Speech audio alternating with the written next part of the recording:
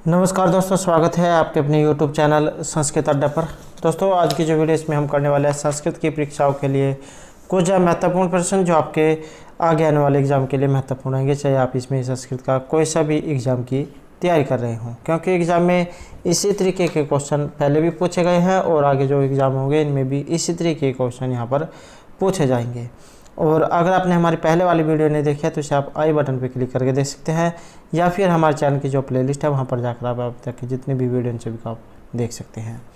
और अगर आपने अब तक हमारे चैनल को सब्सक्राइब नहीं किया तो सब्सक्राइब कर लो और साथ में जो घंटे वाले कोन है इसे दबाकर आप ऑल पे क्लिक जरूर कर लीजिए, जिससे आपको हमारे आने वाली जो वीडियो है उसकी नोटिफिकेशन मिलती रहेगी। और दोस्तों, आप हमारा जो दूसरा चैनल है रीडिंग लवर्स के नाम से इसे सब्सक्राइब कर सकते हैं। इसका लिंक आपको इस वीडियो के डिस्क्रिप्शन में मिल जाएगा, तो वहाँ से अब आप हमारे चैनल पर पहुँच जाओगे, क्योंकि इस चैनल पर हम जो भी नई वैकेंसी वगैरह जो आती है और उससे संबंधित महत्वपूर्ण अपडेट वो डालते रहते हैं, तो आप इस चैनल को सब्सक्राइब जरूर कीजिएगा। तो हमारा यहाँ पर पहला क्वेश्चन आएगा, तर्क भाषा के अनुसार कारणम त्रिविधम। तो पहले तो यहाँ पर क्वेश्चन आ जाता है कि तर्क भाषा किनके द्वारा रचित है, तो केशव मिश्र जो है इनके द्वारा रचित रहेगी तर्क भाषा।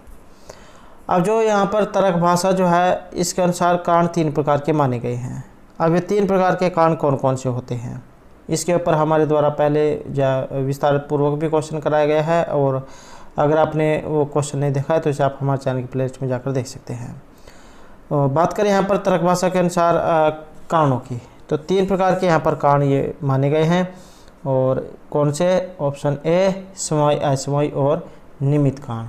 ये जो समवायी कारण है इसे उपादान कारण भी कहा जाता है, तो आपने इसके साथ ये भी याद रखना है। और ये क्या होता है?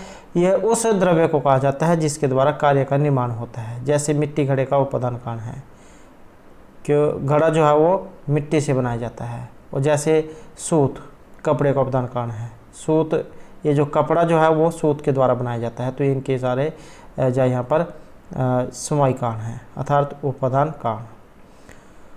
दूसरे नंबर पर रहेगा असमवायी कारण। यह उस गुण या कर्म को कहा जाता है जो उपादान कारण में समेत रहकर कार्य की उत्पत्ति में सहायक होते हैं। जैसे कपड़े का निर्माण सूतों के संयोग से होता है, और यही सूतों का संयोग कपड़े का असमवायी कारण है। तीसरा रहेगा निमित्त कारण, और उस कारण को कहा जाता है जो द्रव्य से कार्य उत्पन्न करने में सहायक होता है। जैसे कुम्हार जो होता है वो मिट्टी से घड़े का निर्माण करता है, इसलिए कुम्हार ही घड़े का निमित्त कारण है। इस प्रकार जुलाहा जो वो भी सूतों से कपड़े का बनाता है, तो जुलाहा भी क्या है? निमित्त कारण है। तो इस प्रकार के यहाँ पर ये 3 कारण हैं। नेक्स्ट यहाँ पर क्वेश्चन है वाक्य का, और ये भी जो क्वेश्चन है महत्वपूर्ण है। और बात करें यहाँ पर वाक्य की, तो वाक्य होता है, तो वाक्य किसे पूर्ण माना जाएगा? तो वाक्य रहेगा यहाँ पर ऑप्शन बी आकांक्षा, योग्यता। जब ये सारे एक वाक्य में मिले होंगे तब वही वाक्य कहलाएगा। और तर्क भाषा में जो केशव मिश्र है उन्होंने आकांक्षा, योग्यता और सनिधि से युक्त पदों के समूह को वाक्य कहा है। और ये 3 प्रकार का माना है, जो यहाँ पर 3 प्रकार है। आकांक्षा, इसमें योग्यता, आकांक्षा हो गई, योग्यता और सन्निधि। आकांक्षा, योग्यता और जो सन्निधि जो होती है, आकांक्षा, योग्यता और सन्निधि, तो इन तीनों को मिलाकर वाक्य का निर्माण होता है। अब जो यहाँ पर आकांक्षा जो आई है, आकांक्षा क्या होती है? आकांक्षा का मतलब इच्छा, या फिर आकांक्षा से तात्पर्य है कि एक पद का दूसरे पद के बिना अन्वय बोध न करा सकना। यदि पदों में परस्पर आकांक्षा नहीं होगी तो पद समूह वाक्य नहीं बन सकते। दूसरा रहेगा योग्यता, पदार्थों के पारस्परिक संबंध में बाधा का न होना, ये योग्यता है। योग्यता के बिना भी पद समूह वाक्य नहीं बन सकते। जैसे उसमें कोई काम जो है करने की योग्यता होनी चाहिए, जैसे सींचने का काम जो है सिर्फ जल कर सकता है, अग्नि नहीं, तो इस प्रकार उसमें योग्यता होनी चाहिए। और तीसरा रहेगा सन्निधि, पदों का अविलंब से उच्चारण करना, तो ये अर्थात पदों का उच्चारण अविलंब रूप से किया जाता है, तो पदों में सन्निहित ये रहता है। इस प्रकार आकांक्षा, योग्यता और सन्निधि जो तीनों आपस में मिले होने चाहिए, तभी वाक्य बनेगा। जैसे यहाँ पर ये सन्निधि आया, इसके उदाहरण लिया जाता है। जैसे आप आज कह दिया राम, कल कह दिया जाएगा, परसों कह दिया वापस आएगा, तो इस प्रकार से इसके बारे में जो कुछ पता नहीं लगा। लेकिन अगर हम इसको मिलाकर लिखें, सनिधि हो इसमें, तब आएगा कि राम कल जाकर वापस आएगा। तो इस प्रकार से जो है यहाँ पर जब वाक्य जो होते हैं अर्थात पूरी लाइन वो तभी बनेगी अगर उनमें सारे जो पद जो है समूह आपस में मिले होंगे। तो इस प्रकार से यहाँ पर जो वाक्य है ये 3 प्रकार का माना गया है। नेक्स्ट आएगा कीदृश तर्क भाषा सम्मत अपवर्ग है। तो यहाँ पर अपवर्ग जो है इसके बारे में पूछा गया है। तो अपवर्ग जो रहेगा यहाँ पर ऑप्शन ए में, दुख अत्यंत की निवृत्ति ही।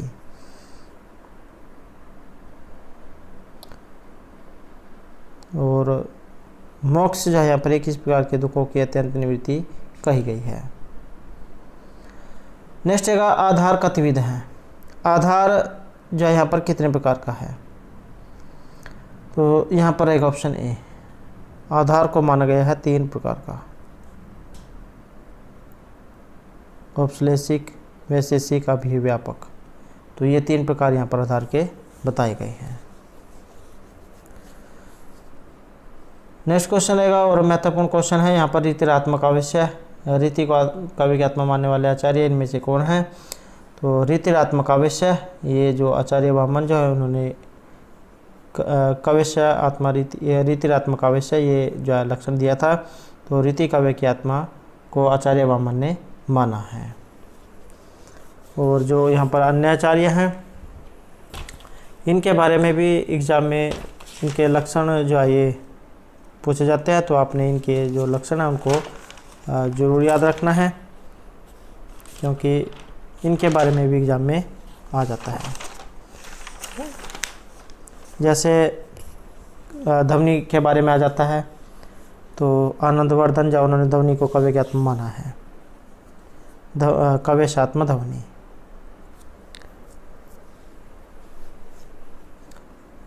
और आचार्य भामा का लक्षण रहेगा शब्दार्थों संहितो काव्यम,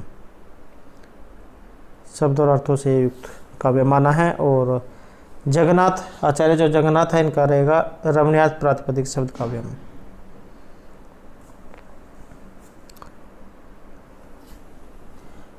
नेक्स्ट है कुक्कुट मयूरो इत्यस्य पदस्य लौकिक विग्रह। इस पद का जो लौकिक विग्रह है इनमें से कौन सा है। तो इसका माना गया है ये ऑप्शन ए को, कुक्कुट से और मयूरी से। और समास तो इतरेतर द्वंद्व समास जो है इसमें ये माना गया है। जैसे आपने एक उदाहरण सुन रखा होगा शिव केशव, शिव और केशव। ऐसे कुक्कुट अलग है और मयूर ये अलग है। और द्वंद्व समास जो है उसके 3 भेद हैं, इतरेतर समारोह, एक शेष द्वंद्व समास। इतरेतर द्वंद्व समास जो है जहाँ द्वंद्व में आए हुए दोनों पदों का अपना अलग अलग अस्तित्व होता है तो वहाँ पर इतरेतर द्वंद्व समास होता है। जैसे शिव केशव या फिर एक कुक्कुट मयूर आया है। समाहार द्वंद्व होता है जहाँ पर समूह जिस समास में आए हुए पद अपना अर्थ बतलाने के साथ साथ समूह या समाहार का बोध कराते हैं तो उसे समाहार द्वंद्व समास कहा जाता है। जैसे यह समास सदा नपुंसक एक वचन में जा रखा जाता है, जैसे पाणिपादम, पाणिच पादव च तेषां समाहार है।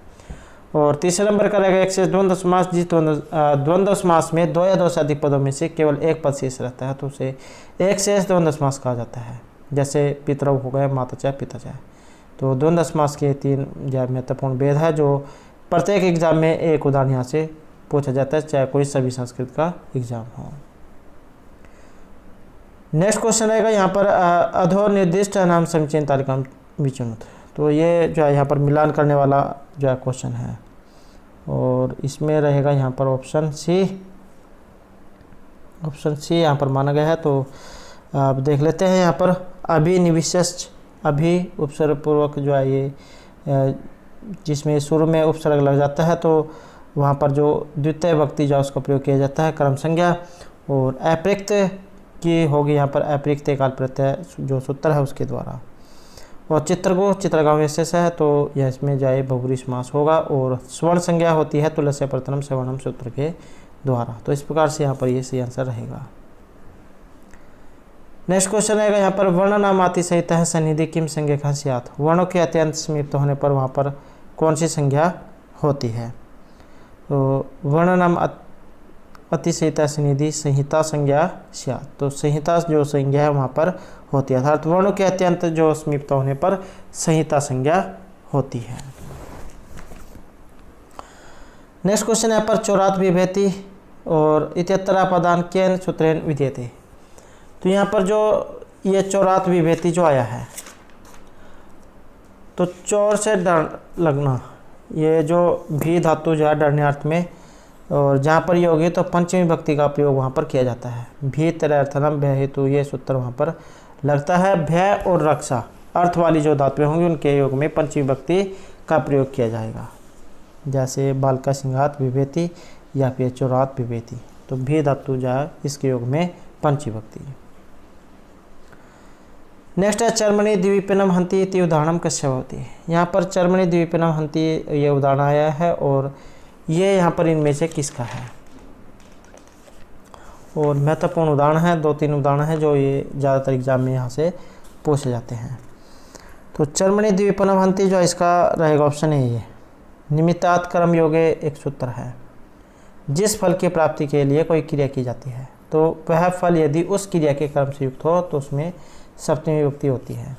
जैसे दिया गया यहाँ पर उदाहरण चर्मणि द्विपिनम हंति या फिर दंत्यो हंति कुंजरम, ये उदाहरण है।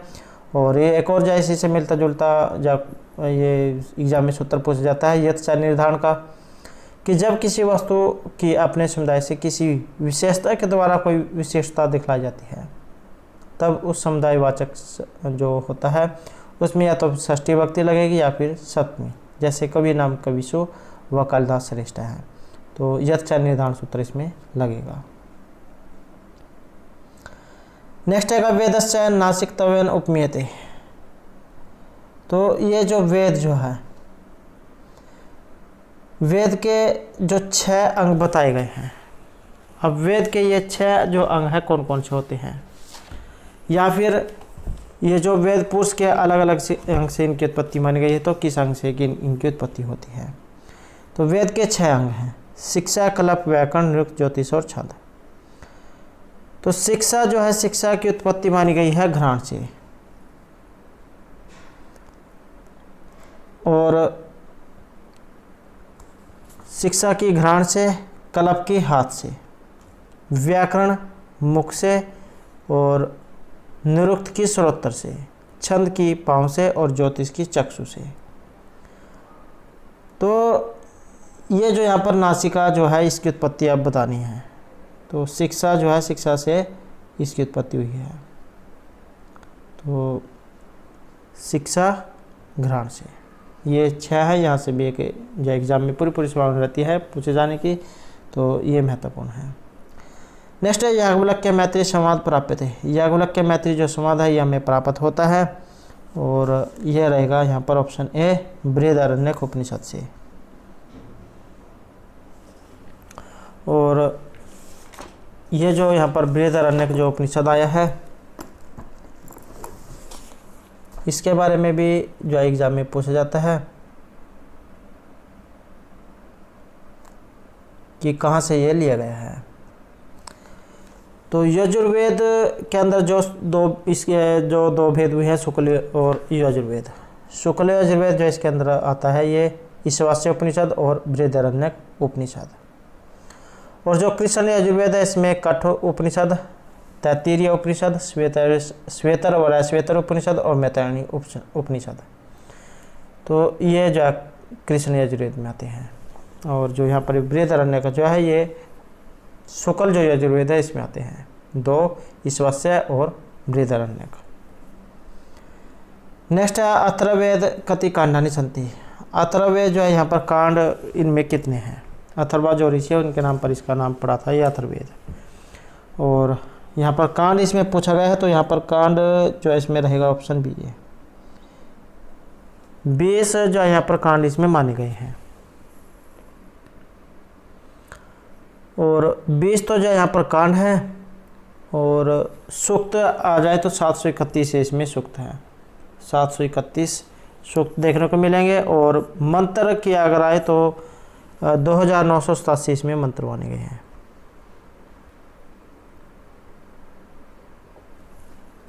20 कांड और 34 प्रपाठक, 111 अनुवाक, 731 मंत्र हैं और 5987 मंत्र।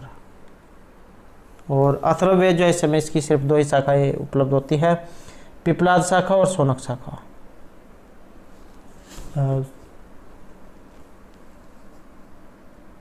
वैसे इसमें ये 9 मानी गई है, लेकिन उनमें से सिर्फ 2 ही प्राप्त होती हैं, पिपलाद और शौनक। और एक अकेला इसमें ब्राह्मण है, गोपथ ब्राह्मण। और ये जो आपने मांडुक्य उपनिषद सुना होगा तो ये भी अथर्ववेद से संबंधित है। अथर्ववेद में जो उपनिषद है उनमें से ये रहेगा, मुंडक और मांडुक्य और प्रश्न उपनिषद, ये 3 उपनिषद है अथर्ववेद में। नेक्स्ट क्वेश्चन है निस प्रकारकम ज्ञानम किम। तो यहाँ पर रहेगा हमारा ऑप्शन डी है, निर्विकल्प। निर्विकल्प ज्ञान क्या होता है? तो जो केवल वस्तु के स्वरूप को ग्रहण करता है। हमारी नेत्रेंद्रिय तथा घट के सन्निकट से जो घड़े के स्वरूप का हमें आभास होगा वह निर्विकल्पक प्रत्यक्ष है।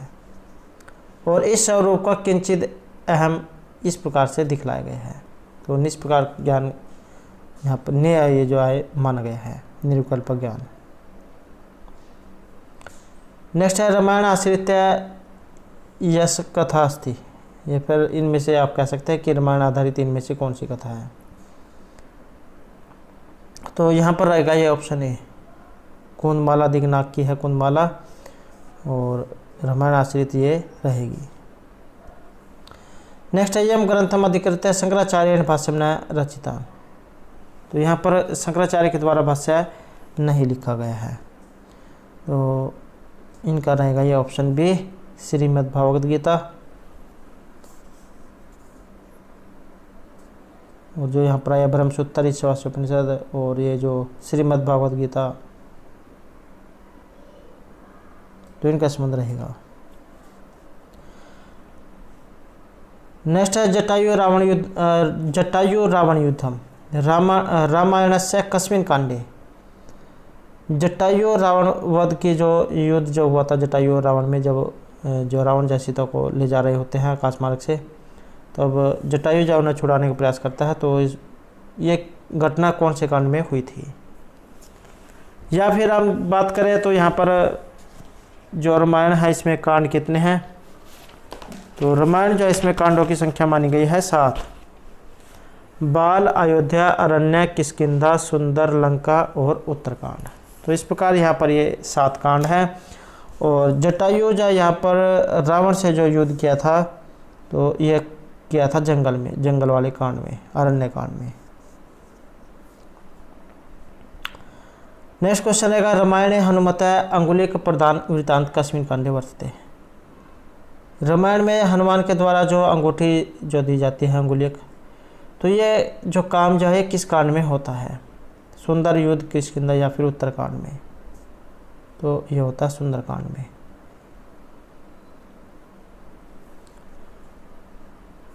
नेक्स्ट है पुराण पंच लक्षणे नास्ति। पुराण जो है, पुराणों के 5 लक्षण कहे गए हैं, और ये 5 जो एग्जाम में पूछे जाते हैं। अब ये 5 कौन कौन से हैं?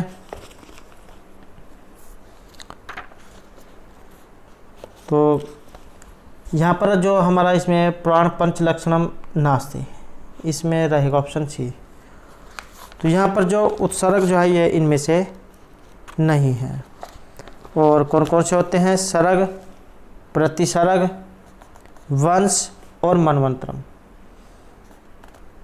वंशानुचरितम।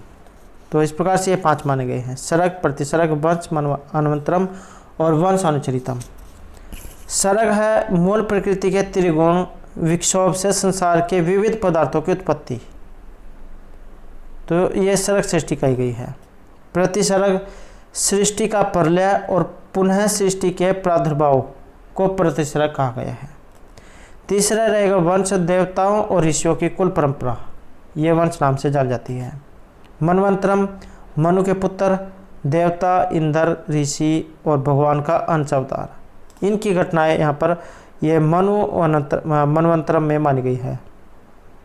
और इस समय 14 मनवंतर जाए ये प्राप्त होते हैं। वंशचरितम और विभिन्न वंश से उत्पन्न महर्षि और राजर्षि, इनका चरित्र वर्णन, वंश पराक्रम वर्णन और वंशचरितम, तो ये सभी इसमें आते हैं। तो इस प्रकार से यहाँ पर ये जो पुराण जो इनके 5 लक्षण यहाँ पर बताए गए हैं। नेक्स्ट क्वेश्चन है कस्मिन् पुराणे विविध शास्त्र संबंधिनो विषय सन्ति। तो यहाँ पर ये जो अनेक प्रकार के जो शास्त्र संबंधी विषय जो है हमें किस पुराण से प्राप्त होते हैं, तो यहाँ पर रहेगा ऑप्शन डी, अग्नि पुराण से।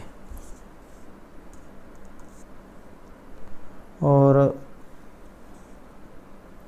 ये जो अग्नि पुराण है इसमें ज्योतिष, धर्म, व्रत, राजनीति, आयुर्वेद, तो इन शास्त्र जो के बारे में इसमें बताया गया है।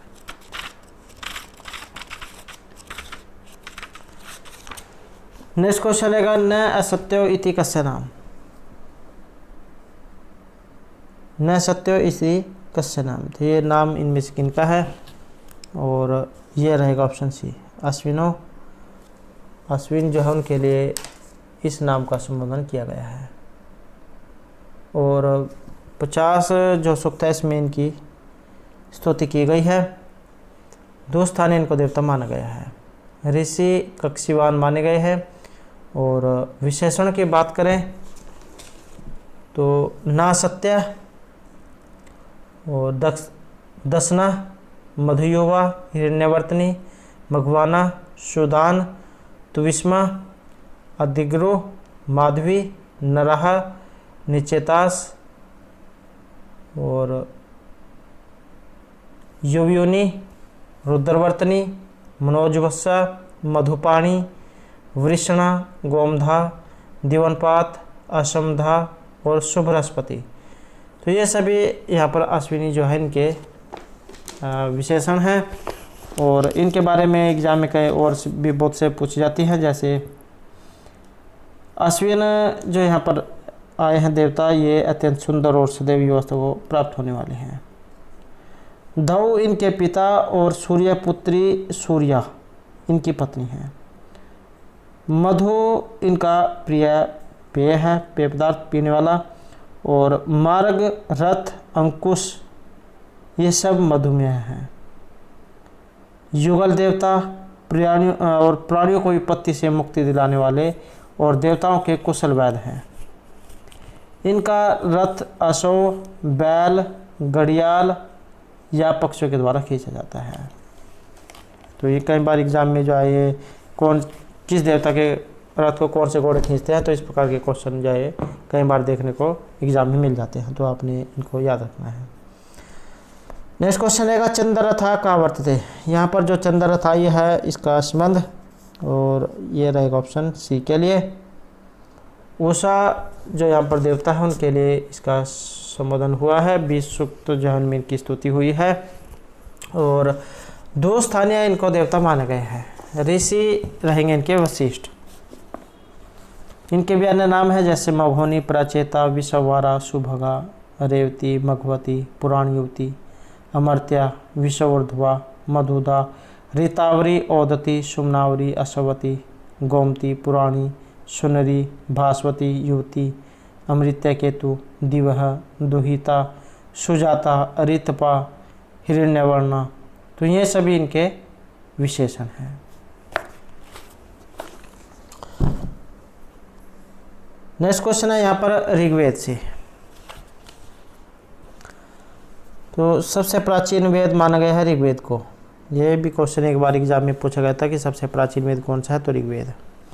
और मंडल कितने हैं इसमें, तो मंडल रहेगा यहाँ पर ऑप्शन सी है। 10 इसमें मंडल हैं, 1028 सूक्त और 10,580 इसमें ऋचा या फिर मंत्र आप कह सकते हैं।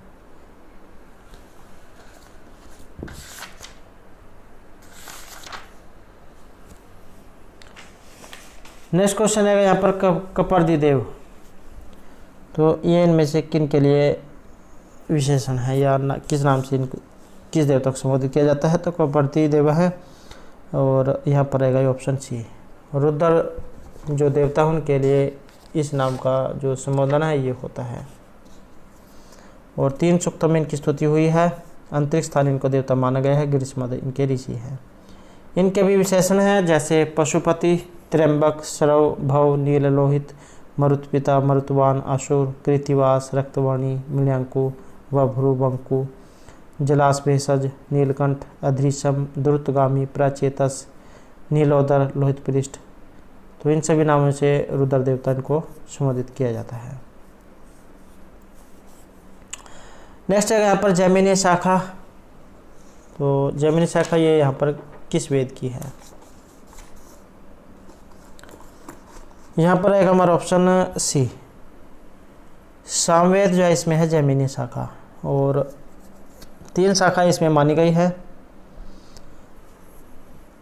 कौथुमीय, राणा राणीय और जैमिनीय, ये 3 शाखाएं हैं इसमें। और ब्राह्मणों की बात करें तो इसमें 9 ब्राह्मण माने गए हैं। पंचविंश, षड्विंश, छांदोग्य, सामविधान, आर्षेय, देवताध्याय, संहिता, उपनिषद, वंश और जैमिनीय ब्राह्मण। आरण्यकों की बात करें तो 2 इसमें आरण्यक हैं, तवलकार और छंदोग्य आरण्यक। उपनिषद भी 2 हैं, केन उपनिषद और छांदोग्य उपनिषद। धर्मसूत्र है इसमें गौतम धर्मसूत्र। ऋत्विक जो सामवेद है इसके ऋत्विक का नाम है उद्गाता।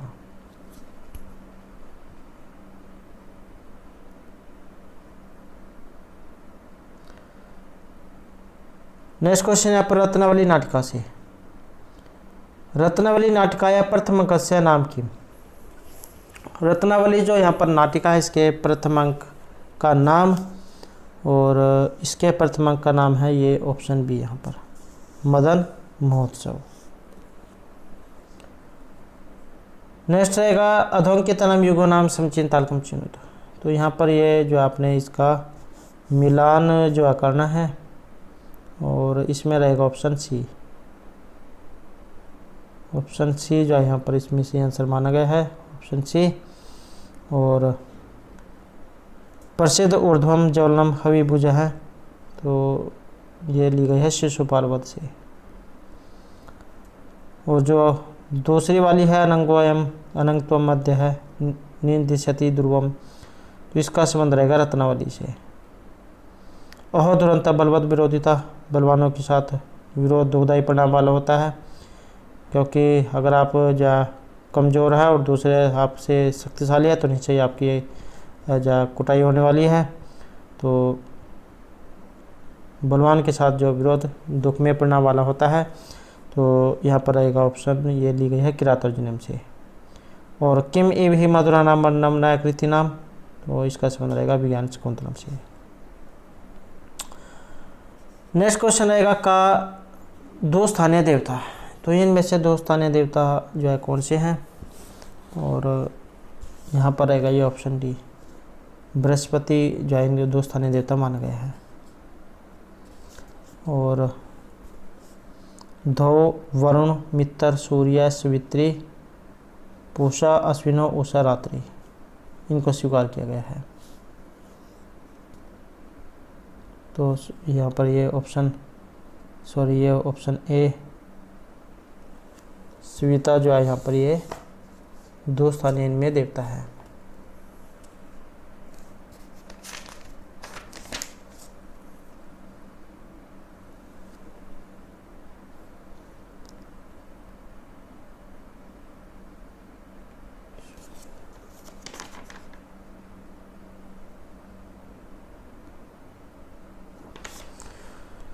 नेक्स्ट क्वेश्चन है सामवेदस्य। तो सामवेदस्य ब्राह्मणानि, सामवेद के ब्राह्मण कितने हैं? तो सामवेद में जो ब्राह्मण है इनकी संख्या 9 मानी गई है। अब ये 9 ब्राह्मण जो अब हमने पहले भी बताया था कि इसमें 9 ब्राह्मण है, पंचविंश, षड्विंश, छांदोग्य, सामविधान, आर्षेय, देवताध्याय, संहिता, उपनिषद और वंश ब्राह्मण और जैमिनी ब्राह्मण। तो इस प्रकार से 9 ये मान गए हैं। नेक्स्ट क्वेश्चन आएगा मैत्रायणी संहिता कस्य वेदस्य है। मैत्रायणी संहिता जो है यहाँ पर ये किस वेद की है? तो ये जो मैत्रायणी जो संहिता है इसका संबंध रहेगा यहाँ पर ऑप्शन बी से। यजुर्वेद जो है इसकी रहेगी ये मैत्रायणी संहिता।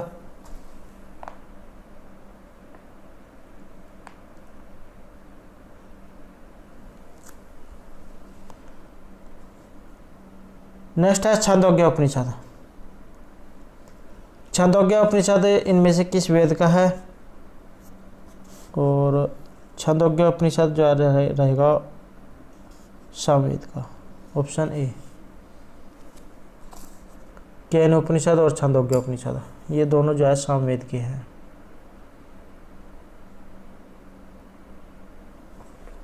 नेक्स्ट क्वेश्चन है विश्वामित्र नदी संवाद और किस मंडल से लिया गया है? और ये जो विश्वामित्र नदी संवाद है इनके ऊपर हमारे द्वारा पहले जो है इनके जो सूक्त जो है मंत्र ये जो पहले विस्तार पूर्वक कराए गए हैं जितने भी इसमें मंत्र हैं। और अगर आपने नहीं देखे हैं तो इसे आप हमारे चैनल की जो प्लेलिस्ट है वहाँ पर जाकर आप देख सकते हैं। और बात करें यहाँ पर विश्वामित्र नदी किस मंडल से लिया गया है तो इसका संबंध रहेगा ऑप्शन सी से। 3:33 से इस प्रकार जो एग्जाम में आपको देखने को ये मिल सकते हैं। तीसरे मंडल का 33वां सूक्त तो इस प्रकार से जो है होते हैं। और जैसे इनसे अलग भी एग्जाम में आ जाते हैं जैसे पूर्व उर्वशी है 10:95 और शर्मापणी 10:108, इंद्र वरुण संवाद 4:12। 4:12 से मतलब चौथा जो है यहाँ पर मंडल 12वां सूक्त। ऐसे ही इंद्र इंद्रायणी है 10:86 और यम यमी 10:10 ये 10:10 है। और जो विश्वामित्र नदी हो गए यहाँ पर 3:33। सोम सूर्य संवाद 10:85 और देवगण अग्नि संवाद ये है 10:52। और इसके अलावा जैसे हिरण्यगर्भ सूक्त है 10:121, पुरुष सूक्त है 10:90 और नासदेश सूक्त है 10:129। नेक्स्ट है विशेष संज्ञा विनियुक्त समास। विशेष संज्ञा वाला यहाँ पर समास इनमें कौन सा है? तो विशेष संज्ञा वाला जो समास है यहाँ पर रहेगा ऑप्शन बी है। विशेष संज्ञा विनिर्मुक्त हैं केवल समास हैं तो ये केवल समास जो है माना गया है अर्थात किसी विशेष नाम से रहित समास ही केवल समास है।